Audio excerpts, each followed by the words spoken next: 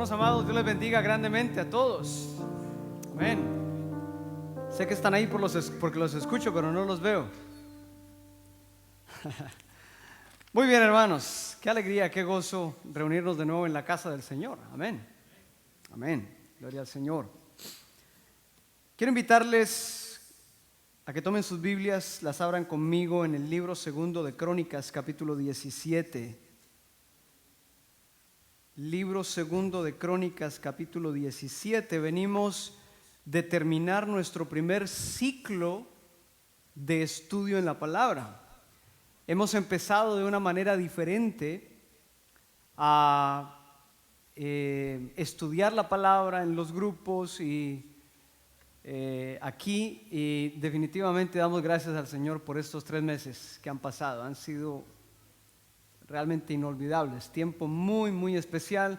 El Señor nos dio la oportunidad de estudiar Efesios, luego fuimos a Filipenses, luego fuimos a Santiago, cerramos nuestro ciclo de Santiago la semana pasada.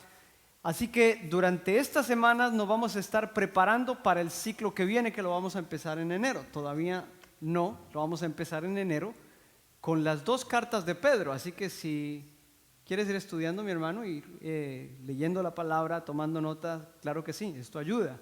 En enero vamos a lanzar entonces el segundo ciclo y empezamos con las 2 de Pedro. Ahora, queremos cerrar con un llamado de atención justamente de la palabra acerca de cómo manejar todo lo que estamos recibiendo, porque no cabe duda que lo que estamos recibiendo es una gran cantidad de información, pero para que esa información cobre vida y se vuelva carne, se vuelva vida en nosotros, tenemos que dar ciertos pasos, por supuesto. Y vamos a leer allí del segundo libro de Crónicas en el capítulo 17. Este es un aparte de la vida de Josafat, como ya les he compartido antes, es mi rey favorito, no porque haya sido perfecto, pero tuvo características que me inspiran mucho. Y quiero compartirles algo entonces en esta tarde. ¿Lo tienes, mi hermano? Segunda de Crónicas, capítulo 17. Vamos a leer desde el verso 1 hasta el verso 9 inicialmente. Dice la palabra: reinó en su lugar. ¿En lugar de quién? En lugar de Asa. Ya vamos a ver quién es Asa. Reinó en su lugar Josafat, su hijo, el cual se hizo fuerte contra Israel. Puso ejércitos en todas las ciudades fortificadas de Judá y colocó gente de guarnición en tierra de Judá y asimismo en las ciudades de Efraín que su padre Asa había tomado. Ya sabemos que Asa era el papá de Josafat.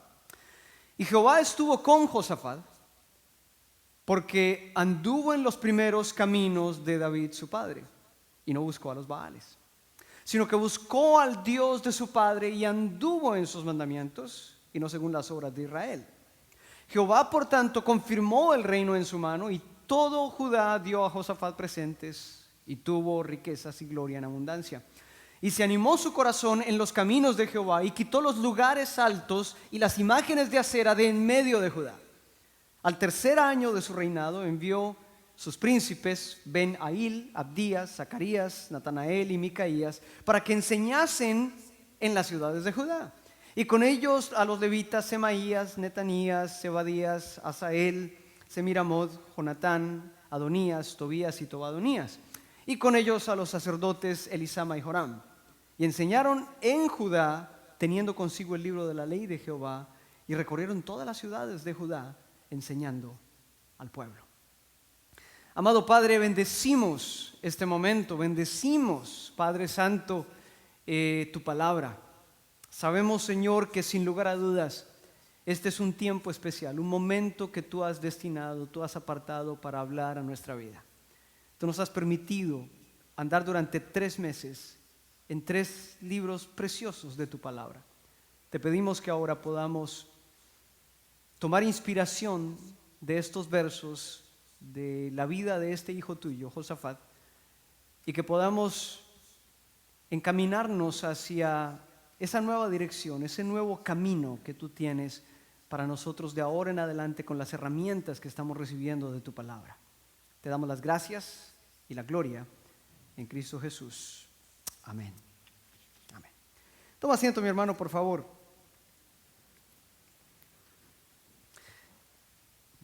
En los meses pasados entonces empezamos estos ciclos. Vamos a estar estudiando así la palabra por ciclos. Y tuvimos el primer ciclo. Nuestras hermanas, las mujeres, le han llamado a esto plantadas en la palabra, un nombre muy bonito.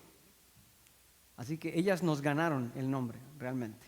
Hubiera sido bueno para nosotros los hombres, pero ya que ellas lo tomaron, pues ellas son plantadas en la palabra. Es el nombre que han adquirido o asumido para lo que va a ser este caminar donde vamos a estar estudiando la palabra. Ahora, en el caso de nosotros le hemos llamado hombres de verdad. Es un nombre que ya hemos usado en el pasado y es un nombre que vamos a seguir usando. Ambos nombres reflejan lo mismo. Estar plantada en la palabra equivale a ser hombres de verdad. La palabra del Señor tiene este famoso versículo en Proverbios 31, que todas las hermanas se lo saben, que dice: mujer virtuosa, ¿quién la hallará? Ahora, en el libro de Proverbios hay otro quien lo hallará, y esto es en Proverbios 26. Se nos dice: hombre de verdad, ¿quién lo hallará? Así que, así como es raro ver una mujer virtuosa, es de raro ver un hombre de verdad. No quiere decir que no existan, existen, pero no es lo común. Así que, mi hermana, la inspiración para ti es que tú seas o estés plantada en la palabra. Y para nosotros los hermanos, la inspiración es que nosotros lleguemos a ser hombres de verdad. Amén. Y para ambos, por supuesto, nuestra raíz, nuestro punto de partida es la palabra. Eso es lo que estamos haciendo, estudiando la palabra. Ahora, todo lo que estamos recibiendo, todo lo que estamos adquiriendo, ¿cómo lo vamos a usar? Ese realmente es el punto. Y lo primero que quiero, mi hermano, antes de empezar este estudio es que nos fijemos lo importante que es para nosotros aprender cómo reaccionar en medio de las crisis. Todos tenemos crisis. Hemos vivido en una todo el año. Solamente para nombrar una crisis general, todos nosotros tenemos nuestras crisis particulares, personales, individuales, familiares.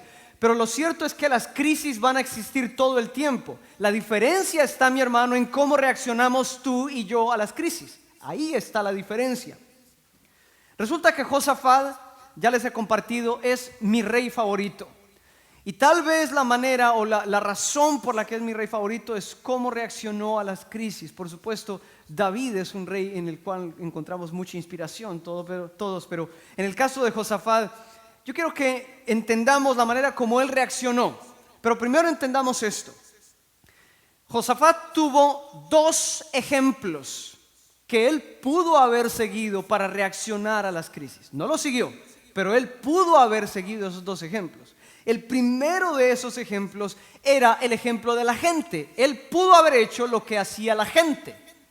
Pero en el versículo 4 se nos dice claramente que él no siguió el ejemplo de la gente. Dice, sino que buscó al Dios de su padre y anduvo en sus mandamientos y no según las obras de Israel. Esto quiere decir que él escogió no seguir el ejemplo del pueblo. Él decidió no hacer lo que hace la gente. ¿Sí? Hay una cierta manera como todos reaccionamos. Hay ejemplos que seguimos en cuanto a cómo reaccionar a las crisis. Josafat decidió no seguir el ejemplo del pueblo. Ahora, había un segundo ejemplo que yo creo tenía más peso todavía para Josafat, y era el ejemplo de su propio papá, su padre. Ahora, en el versículo 4 se nos dice que él buscó al Dios de su padre y anduvo en sus mandamientos. No son los mandamientos del padre de él, no, es los mandamientos de Dios. Cuando dice que buscó al Dios de su padre, no quiere decir que él siguió el ejemplo de su padre. No lo siguió. Vamos a ver primero el ejemplo de su padre. Vamos a ir un capítulo atrás, al capítulo 16. Ahí mismo en 2 de Crónicas, capítulo 16, vamos a conocer un poco al papá de Josafat, llamado Asa. Exactamente, así me gusta, hermanos, que estén atentos. 2 de Crónicas, capítulo 16, vamos a conocer un poquito lo que hizo él. Nos dice, en el año 36 del reinado de Asa, ahí está, subió Baasa, rey de Israel, contra Judá. Recordemos que Asa era el rey de Judá. Y fortificó a Ramá para no dejar salir ni entrar a ninguno al rey Asa, rey de Judá. Entonces sacó Asa la plata y el oro de los tesoros de la casa de Jehová y de la casa real, y envió a Ben-Hadad, rey de Siria, que estaba en Damasco, diciendo: haya alianza entre tú y yo, como la hubo entre tu padre y mi padre. He aquí, yo he enviado plata y oro para que vengas y deshagas la alianza que tienes con Baasa, rey de Israel, a fin de que se retire de mí. Fíjate lo que hizo Asa. Vino una crisis, un momento de presión, un momento de angustia, y lo que él hace es tomar lo que es de Dios y dárselo a este hombre para que lo defienda. En el momento de crisis, él no acudió a Dios. Al contrario, tomó lo de Dios y rentó, alquiló a alguien para que lo protegiera. ¿Te das cuenta lo que hizo Asa? En momentos de dificultad se apoyó en un hombre. Qué tristeza y qué patético, y por supuesto todos nosotros sabemos el final de esto. La palabra del Señor dice que maldito el varón que confía en el hombre. No podemos apoyarnos en un hombre. No quiere decir que nunca vamos a ir en busca de ayuda, no. Pero en primer lugar tenemos que acudir al Señor. Fíjate lo que sucedió después. Verso 7. Un profeta llamado Anani vino a él. En aquel tiempo vino el vidente Anani. Vidente es otro nombre para profeta, ¿verdad? En el Antiguo Testamento.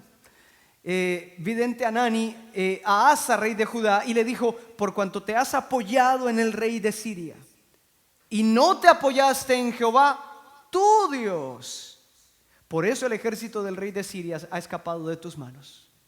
Los etíopes y los libios no eran un ejército numerosísimo, con carros y mucha gente de a caballo. Con todo, porque te apoyaste en Jehová, él los entregó en tus manos. Asa no siempre fue así. En algún momento de su vida él supo apoyarse en Dios. ¿Sabes qué quiere decir esto, mi hermano? Que incluso el apoyarnos en nuestro Dios se puede olvidar. Si tú lo hiciste en el pasado, qué bueno. Si tú lo hiciste en el pasado, maravilloso, es un testimonio. Pero eso no es garantía de que lo vas a seguir haciendo. Tú tienes que mirar tus pasos cada día, porque el apoyarnos en Dios tiene que ser un asunto diario. ¿Qué dice después? Verso 9. Porque los ojos de Jehová contemplan toda la tierra para mostrar su poder a favor de los que tienen corazón perfecto para con él. Locamente has hecho esto, porque de aquí en adelante habrá más guerra contra ti. ¿Sabes qué sucede cuando en las crisis, en lugar de apoyarnos en Dios, buscamos algo o alguien más? Hacemos el problema peor. Empeoramos las cosas. Entonces ya sabemos dos cosas de Asa. Lo primero que sabemos es que en tiempo de crisis él no se apoyó en el Señor, él buscó a alguien más, tomando lo que era de Dios, porque sacó los tesoros de la casa de Dios para rentar su ayuda. Cuando tú vas a alguien más en busca de ayuda, eso quiere decir que lo que le corresponde a Dios se lo estás entregando a alguien más, le estás dando otra dirección. En segundo lugar, ya sabemos que un profeta de Dios vino de parte de Dios a reprenderlo por esto. ¿Qué hizo Asa? ¿Se arrepintió? ¿Le pidió al profeta que orara por él? No. Verso 10. Entonces se enojó Asa contra el vidente y lo echó en la cárcel. Cuando alguien te llama la atención de parte de Dios porque no has hecho lo que debías o porque hiciste lo que no debías, tú tienes la opción o de alejar a esta persona, o de enojarte con esta persona, o de otro lado tienes la opción de aceptar que en realidad tú fallaste. Asa no lo aceptó. Él se enojó con el profeta y lo puso en la cárcel. Después de esto se nos dice: porque se encolerizó grandemente a causa de esto, y oprimió Asa en aquel tiempo a algunos del pueblo. ¿Sabes qué? El haber tomado esta actitud soberbia le hizo más daño a su corazón y terminó pervirtiéndose más de lo que estaba inicialmente. ¿Te das cuenta? Cuando en medio de las crisis buscamos ayuda en algo más, o nos apoyamos en algo o en alguien más que no sea el Señor, terminamos empeorando las cosas. Y cuando alejamos a la persona que viene a decirnos de parte de Dios en qué fallamos, nuestro corazón se pervierte más. Mira todo lo que estamos aprendiendo solamente de la vida de Asa. Pero no solo eso, aprendemos una cosa más. Dice en el verso 12: en el año 39 de su reino, Asa enfermó gravemente de los pies, y en su enfermedad no buscó a Jehová, sino a los médicos. ¿Sabes qué? Él no aprendió la lección. Él no aprendió la lección. La primera vez estuvo en una crisis y en lugar de buscar ayuda en el Señor, se apoyó en alguien más. Ahora que está enfermo de los pies, no quiere decir que no podamos ir al médico, pero ¿en quién está tu confianza? Ese es el punto. ¿Quién es tu opción número uno para ir? ¿En quién te apoyas? En el caso de Asa, claramente se nos dice, olvidó totalmente a Dios, puso su confianza en los médicos, no aprendió la lección. ¿Sabes que generalmente Dios nos da una lección cada vez que sabe que Él vamos a necesitar más adelante? Si no lo aprendemos ahora, puede que el día de mañana caigamos en lo mismo. Por eso la importancia de aprender hoy nuestras lecciones para el día de mañana estar preparados. Ese es el ejemplo de Asa. Por cierto, en el versículo 13 se nos dice: y durmió Asa con sus padres. Es el único hombre que encontramos en toda la palabra de haber muerto por una enfermedad en los pies. No sabemos qué enfermedad fue, no podemos especular, no sabemos. Pero lo cierto es que la gran lección de su vida no la aprendió: poner su confianza en Dios, apoyarse en Dios. Así que ahora su hijo está en una crisis, y en medio de esta crisis él tiene el ejemplo del pueblo. No sigue este ejemplo, él decide no seguirlo, pero también tiene el ejemplo de su padre. ¿Qué hace entonces Josafat? Consciente de que el ejemplo de su padre no es el correcto, él rechaza ese ejemplo. Nos dice allí en el capítulo 17, en los versículos que leímos, cómo él, en los dos primeros versículos, él hace ciertos movimientos militares que él debe hacer como rey. Pero en el versículo 3 y en el 4 se nos dice que él empezó a buscar a Dios. Aquí él empezó a apartarse del ejemplo de su padre. Y el punto que él está tomando es esto: Josafat es consciente de que cualquier cambio que él quiera ver tiene que empezar en él mismo. Para nosotros, la mayoría de nosotros decimos: bueno, mi vida sería diferente si mi esposa entendiera cómo pienso. O las hermanas probablemente pueden decir: bueno, mi vida sería diferente si mi esposo me tratara mejor. Podemos pensar: bueno, nuestra vida sería diferente si mi hijo no fuera tan rebelde. Podemos decir: bueno, mi vida sería diferente si en mi trabajo me dieran esta oportunidad. Siempre pensamos que las cosas van a cambiar y se van a solucionar si alguien más hace las cosas diferentes. Resulta que Josafat aquí está entendiendo un principio, y es este principio de que si queremos ver las cosas diferentes, el cambio tiene que empezar dentro de nosotros, con una búsqueda de nuestro Dios.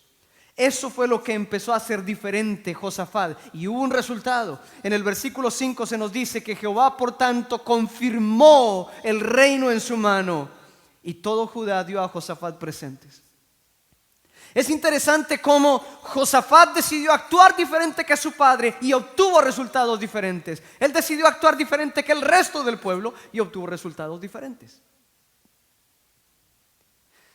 Cuando nosotros decidimos apoyarnos en el Señor se encarga de hacer lo que para nosotros es imposible, y los resultados automáticamente van a ser diferentes. Después de hacer ese cambio dentro de él, en el verso 6 se nos dice que él quitó los ídolos de Judá. Consciente de que un cambio había sido hecho en él, él dijo: tengo que hacer algo al respecto. Él empezó a quitar los ídolos. Se nos da una descripción. Por cierto, lo que él hizo no fue completo. En el libro segundo de Reyes se nos aclaran algunas cosas, pero hizo algo en esta dirección. Pero después de esto, él hace algo que es justamente lo que más me inspira de Josafat. En los versículos 7 y 8, bueno, 7 al 9 realmente, nosotros encontramos que él organizó todo un plan para enseñar al pueblo la palabra de Dios. Me llama la atención, uno, porque es el único rey que hace eso. Y dos, me llama la atención porque el momento en el que él lo decide hacer nos enseña la razón. Él acaba de quitar los ídolos. Pero Josafat es consciente de algo. Si él solo quita los ídolos y decide seguir su camino como si nada, la gente los va a volver a poner. Entonces él es consciente de que si se limpia el terreno y nada se cultiva ahí, volverá a crecer la misma mala hierba que había inicialmente allí. Lo que él decide entonces es sembrar algo diferente. Él quita algo, pero pone algo en su lugar. Y eso es exactamente el principio que tú y yo tenemos que aprender, mi hermano. Cuando tú y yo nos metemos en la palabra, vamos y estudiamos la palabra, introducimos cambios en nuestra vida, introducimos cambios en nuestra familia. Lo primero es quitar lo que no debe estar allí, sin lugar a dudas. Quitar lo indeseable. Hay cosas que deben ser desarraigadas. Hay cosas que deben ser retiradas totalmente. Pero si tú olvidas plantar algo en su lugar, esa mala hierba va a volver a crecer. Y Josafat no quería eso. Así que él organiza todo un plan. Él manda 5 príncipes, 9 levitas y 2 sacerdotes. Déjame explicarte las razones, que creo yo, no lo dice allí, pero yo creo que es esto. ¿Por qué él manda príncipes? En el versículo 7 se nos dice que él mandó a estos príncipes para que enseñasen. Yo estoy casi seguro que estos príncipes no eran maestros. Los príncipes no enseñaban. Pero ¿por qué manda él príncipes? Para que el pueblo se dé cuenta de que esto es en serio. Hubiera mandado solo los levitas que manejaban las cosas sagradas y los sacerdotes que eran realmente los que enseñaban y los que servían de intermediarios entre el pueblo y Dios. Pero él manda un equipo de 16 personas, incluyendo 5 príncipes, para que la gente tome en serio esto. Y ¿sabes qué, mi hermano? El punto es este: si tú y yo pensamos traer cambios a nuestra vida, o cambios en la vida de nuestra familia, o incluso en la iglesia, tenemos que entender que el proceso de aprender la palabra y sembrarla en lugar de lo que quitamos tiene que ser un proceso serio. Tú y yo tenemos que tomarlo muy, pero muy en serio. El único rey que hizo esto, ¿y sabes qué? Dio resultado. En el verso 10 se nos dice: y cayó el pavor de Jehová sobre todos los reinos de las tierras. Esta gente no salió a asustar a sus vecinos, pero ¿sabes qué? Así como en el versículo 5 vemos que al ver Dios que Josafat lo buscaba, Dios se encargó de hacer cosas por Josafat. En el verso 10 se nos muestra que como Dios vio que el pueblo lo buscaba, Dios se encargó de que el pavor de ellos cayera sobre los vecinos, sobre aquellos reinos que estaban en las tierras cercanas. Y dice que no osaron hacer guerra contra Josafat, ni se atrevieron. Yo quiero que tú, mi hermano, veas juntamente conmigo cómo los alcances de ponerte en la posición correcta delante del Señor, desarraigar lo que no debe estar ahí, plantar la palabra en su lugar, eso va a traer consecuencias y resultados mucho más allá de lo que tú y yo podemos lograr. Mucho más allá. Dios se va a encargar de hacer las cosas que ni siquiera imaginamos que eran posibles, si tú y yo tomamos este proceso en serio. Hemos estado estudiando la palabra estos 3 meses porque creemos en el poder de la palabra. Y creemos, mi hermano, de que hay algo que el Señor te quiere enseñar y me quiere enseñar a mí. Nos está transformando en el proceso. Yo te invito, mi hermano, a que tú desarraigues lo de tu vida, lo que no debe estar allí, así como lo hizo Josafat.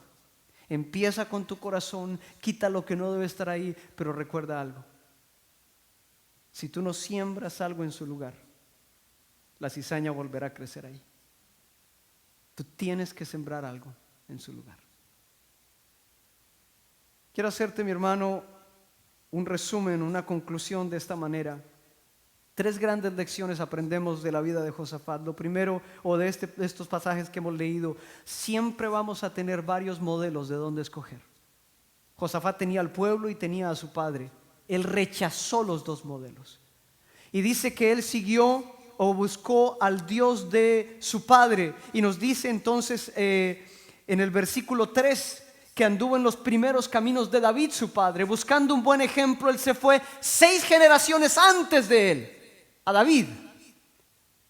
David estaba 6 generaciones antes. Él se fue hasta allá buscando un buen ejemplo que seguir. Mi hermano, tú y yo tenemos un ejemplo mucho mejor que los que tenía Josafat. Tú y yo tenemos a Jesucristo mismo como ejemplo. En segundo lugar, mi hermano, cualquier cambio importante que tú quieras ver tiene que empezar por ti. Tiene que empezar en tu propio corazón. Tiene que empezar con esa búsqueda del Señor.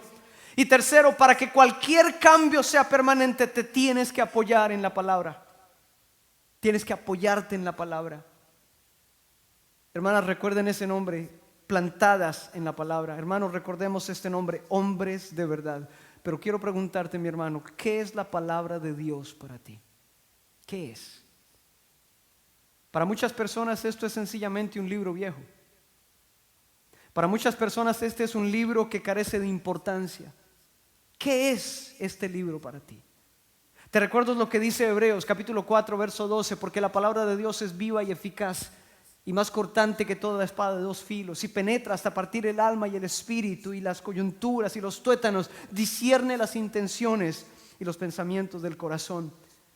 Te recuerdo, mi hermano, lo que dice Jeremías también acerca de la palabra. No es mi palabra como fuego, dice Jehová, y como martillo que quebranta la piedra. La palabra es poderosa y tiene el propósito de causar algo, una ruptura.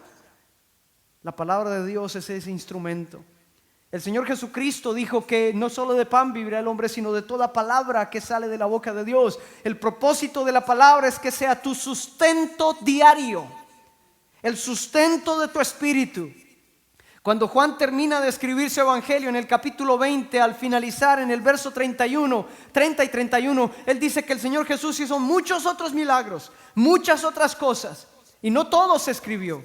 Y recuerden que Juan fue el último de los 4 evangelistas en escribir. Él dice, no todo lo que él hizo se escribió, pero que las cosas que se escribieron, dice en el verso 31, se escribieron para que creamos que Jesucristo es el Hijo de Dios y para que creyendo tengamos vida en su nombre. En otras palabras, la palabra es la herramienta de Dios para ayudarte a creer.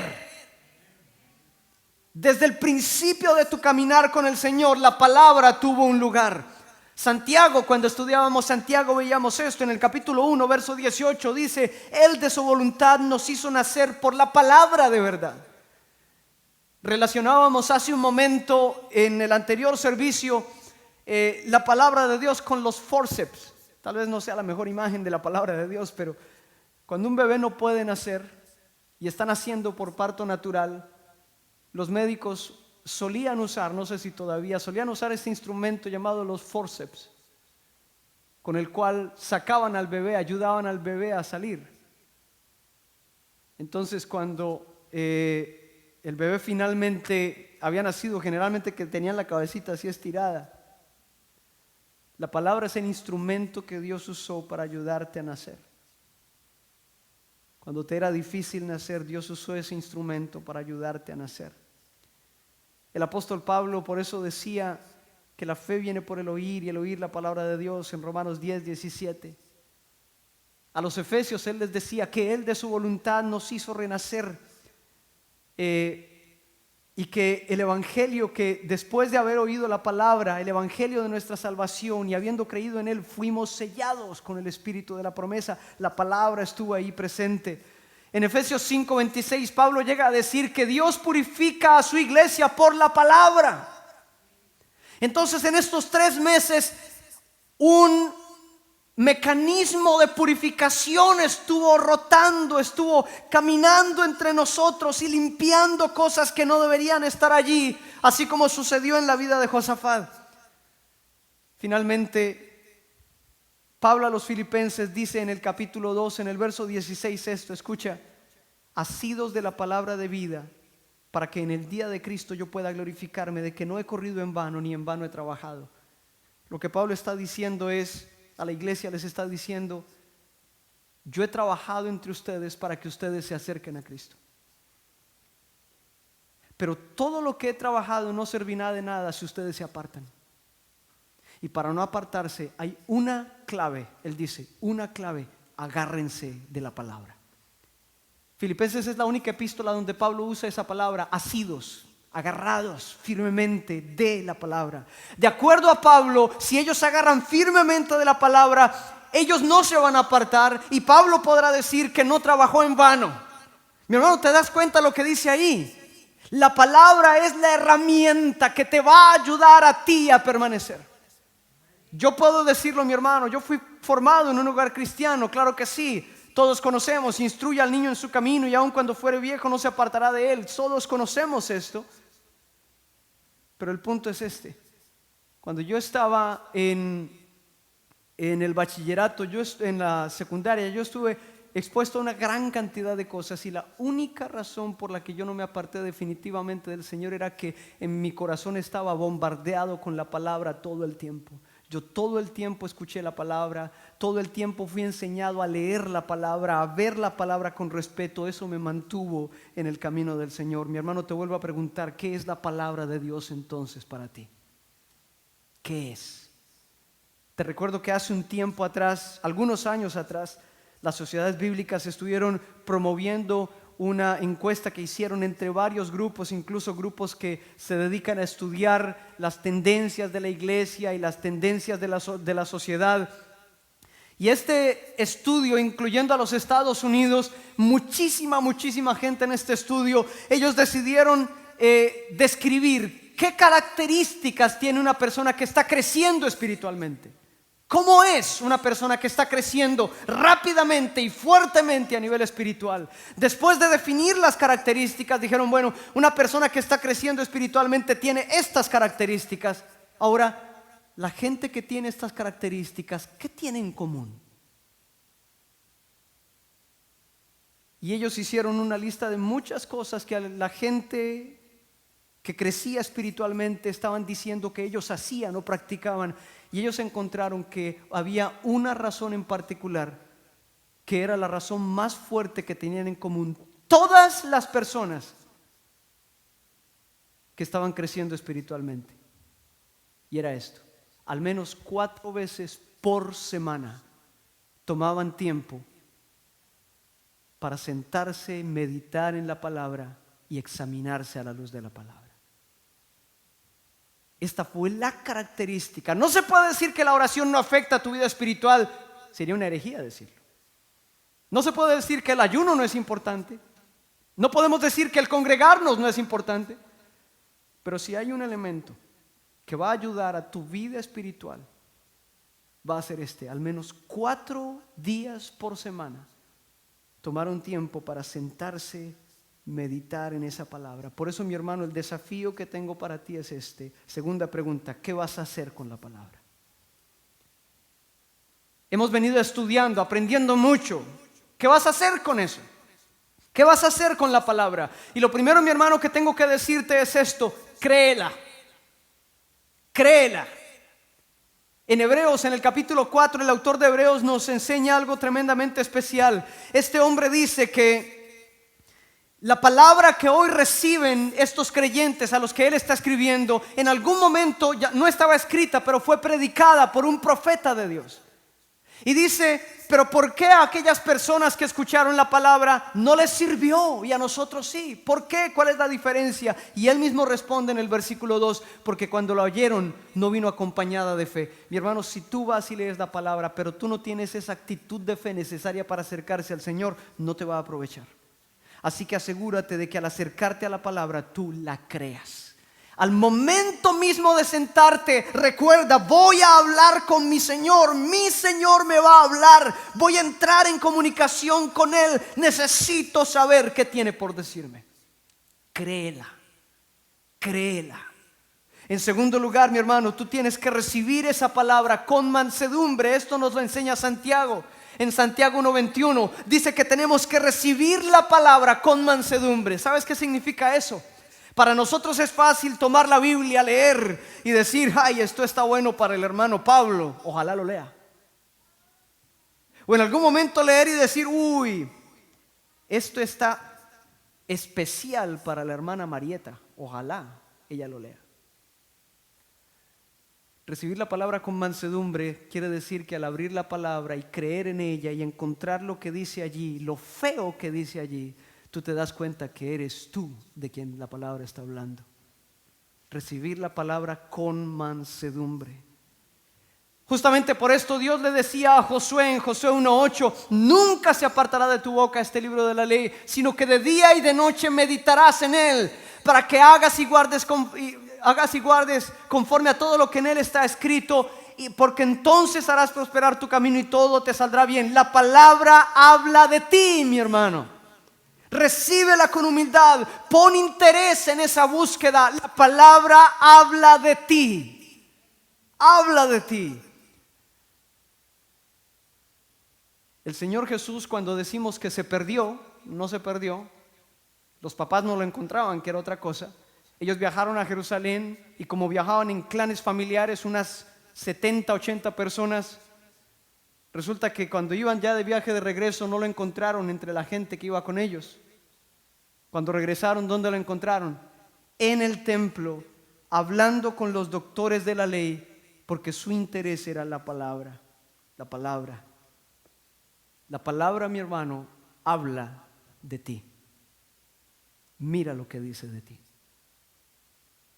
Pero la palabra no solo habla de ti, la palabra habla de Cristo.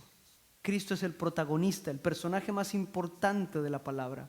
Juan dice en el capítulo 1 que Cristo es la palabra hecha carne. Si quieres saber cómo se ve la palabra convertida en vida, la palabra vivida por alguien, mira a Cristo, ahí vas a entender. En Juan 5:39 el Señor Jesús dice: escudriñad las Escrituras, porque a vosotros os parece que en ellas tenéis la vida eterna, y ellas son las que dan testimonio de mí. Exactamente, si quieres conocer a Cristo, mira la palabra. Si quieres conocer cómo se ve la palabra vivida por alguien, mira a Cristo. La palabra habla de ti, la palabra habla de Cristo. Una vez veas esto, mi hermano, tú tienes que hacerla, obedecerla lo más pronto posible, nos dice Santiago. Cuando miras la palabra, la lees, no solamente seas oidor, sé hacedor de la palabra. Y decíamos que el ejemplo que pone Santiago es el de mirarse en un espejo. La razón por la que nos miramos en un espejo es para mirar cómo estamos. Y lo que no está bien lo arreglamos. En Colombia le llamamos a las partes de arriba las coronas o la corona. En la parte de arriba tenemos unos remolinos de cabello. Generalmente el cabello va en una sola dirección, pero en los remolinos, si tú te has dado cuenta, el cabello va en todas las direcciones. ¿Qué tienes que hacer? Tienes que mojarte, pasarte el peine, y a veces frente al cabello rebelde incluso un poquito de moco de gorila, ¿sí? Para colocarlo en su lugar. Pero ¿sabes qué? Si tú te miras al espejo y ves que el cabello va en todas las direcciones y no te arreglas en ese momento, al salir se te olvida. Ya se te olvidó. Eso es lo que dice Santiago. Cuando te mires en la palabra es un espejo. Que te mires y veas lo que no está bien, inmediatamente apresúrate a corregirlo. Inmediatamente, no esperes. Créela, recíbela con mansedumbre, encuentra a Cristo, obedécela. Y por último, mi hermano, compártela. En enero estaremos empezando el nuevo ciclo, estudiando las 2 de Pedro. Si quieres empezarlas a leer, mi hermano, de una vez, adelante. Ganando tiempo. Adelante. Todos tenemos muchos modelos. Tú escoges qué modelo seguir. Pero eso sí, mi hermano, recuerda esto. Josafat tuvo que mirar 6 generaciones atrás a David, que era el mejor ejemplo que él tenía. Tú y yo podemos mirar a Cristo. Él es el mejor ejemplo. Cualquier cambio, recuerda, tiene que empezar por ti. Y cualquier cambio, para que sea permanente, debe apoyarse en la palabra. Porque si tú quitas algo, tienes que plantar algo. Porque si no, la maleza que quitaste va a volver a crecer. Tú y yo tenemos ahora la oportunidad de hacer tantos cambios en nuestra propia vida y nuestras familias. Mi hermano, nuestra oración es que el Señor nos ayude para aplicar esos cambios, buscar a nuestro Dios y que nuestro Dios haga por nosotros lo que hizo por Josafat. En el versículo 5 y en el versículo 10 vimos cómo Dios hizo por Josafat lo que ni Josafat ni nadie más podían hacer. Quiero invitarte, mi hermano, que estés en pie, por favor.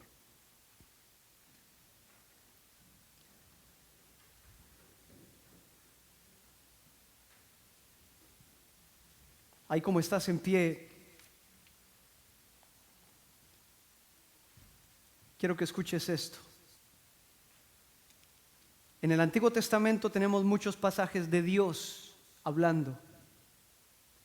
En el Nuevo Testamento tenemos pasajes del Señor Jesús hablando. En el Antiguo Testamento es el Señor antes de venir a este mundo. En el Nuevo Testamento es el Señor cuando vino a este mundo. Pero en Hebreos 10 tenemos el único pasaje que nos dice lo que el Señor dijo justo antes de venir a este mundo. Sacrificio y ofrenda no quisiste, mas me preparaste cuerpo. Holocaustos y expiaciones por el pecado no te agradaron. Entonces dije, he aquí vengo, oh Dios, para hacer tu voluntad, como en el rollo del libro está escrito de mí. El Señor está diciendo, voy para el mundo, voy a hacer como está escrito de mí. ¿Escrito en dónde? Escrito en la palabra. El Señor está diciendo, voy a hacer de la palabra el mapa de mi vida. Eso es justamente, mi hermano, el desafío para nosotros hoy. Hay muchos ejemplos que pudiéramos seguir, pero ¿a dónde nos llevarían? Solo hay un ejemplo que vale la pena seguir, y el Señor nos desafía de esta manera: haz de la palabra el mapa para tu vida. Cierra allí tus ojos y acompáñame en oración.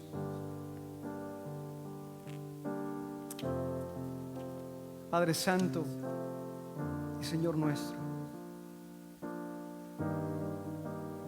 te damos gracias, Señor, por tu palabra, porque a lo largo de estos 3 meses fibras muy profundas, muy íntimas en nuestro corazón han sido tocadas. Ahora, Señor, mirando lo que hemos aprendido, nos preguntamos qué hacer. Y tenemos un gran ejemplo en este hombre, Josafat. Él pudo seguir el ejemplo de la gente de su tiempo, pero lo rechazó. Él pudo seguir el ejemplo de su padre, pero lo rechazó. Él decidió mirarte a ti en busca de un mejor ejemplo. Él decidió desarraigar ídolos en su propia vida, en la vida de los demás, y plantar algo diferente para que esa idolatría no volviera a crecer. Hoy, Señor, nos percatamos de que cada uno de nosotros está en una situación similar. No somos reyes, pero somos personas con áreas de responsabilidad y cierta autoridad. Entendemos, Señor, que si queremos ver un cambio, el cambio tiene que empezar por nosotros. Entendemos, Señor, que si quitamos algo, debemos plantar algo en su lugar. Entendemos que para que el cambio sea permanente, tu palabra es la única solución. Queremos, Señor, en adelante permitir que tu palabra sea nuestro mapa de vida. Que tú nos ayudes a enmendar los daños hechos, a cambiar nuestra manera de proceder en medio de la crisis. Nos ayudes a apoyarnos en ti, y que finalmente, Padre, podamos ver los resultados de cuando tú estás a cargo. Nos ponemos en tus manos, Señor. Ayúdanos en el nombre de Cristo.